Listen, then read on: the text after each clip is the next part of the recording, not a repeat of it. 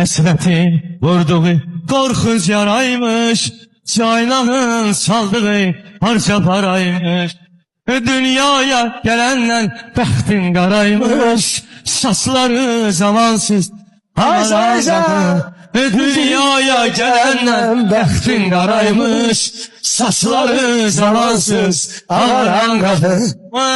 Qədrini bilmədim cənnət mələyi, ömrümün zinəti, ruhum bəzəyi. Şahilov nəfəsli bahar küləyi, gah dəli tufanlar qoparan qadın. Cahilov nəfəsli bahar küləyi, gah dəli tufanlar qoparan qadın.